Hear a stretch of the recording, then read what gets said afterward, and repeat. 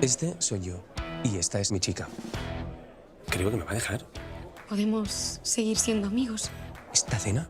¿Quién la va a pagar? ¿Que me vais a despedir? Sí, buen rollo, claro, pero... No. Ah. Tengo 35 años. Vivo con mis padres. Hijo, a ver si te centras, coño. Para las mujeres soy una sombra. Tú y yo no vamos a follar, ¿eh? Y yo no sé lo que quiero, pero sé lo que no quiero. Qué pronto que has venido a casa. Hola, que es tu novia. ¿Qué es lo que deseas con toda tu alma? No sea boludo, no ponga a recuperar a tu ex. La mierda. Voy a convertirme en un hombre del siglo XXI. Haz ejercicio. ¿Qué miras? Tú eres muy guapo. Estás raro. Mañana hay una demostración de Thermomix. Es el nuevo Ferrari de las tías. Cambia de look.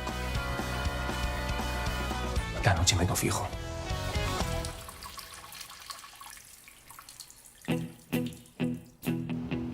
¡Eh, imbécil!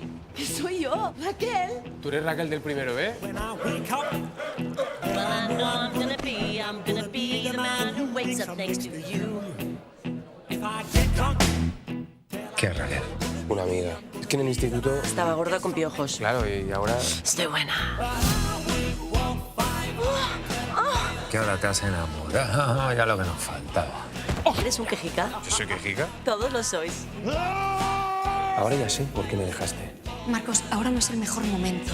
Disculpen, será solo un momento. Francisco, Maribel, ¿qué tal? Tú eres muy tonto. Idiota. ¡Eh, imbécil! No me llames imbécil. ¿Has pensado rasurarte el pene? Últimamente no.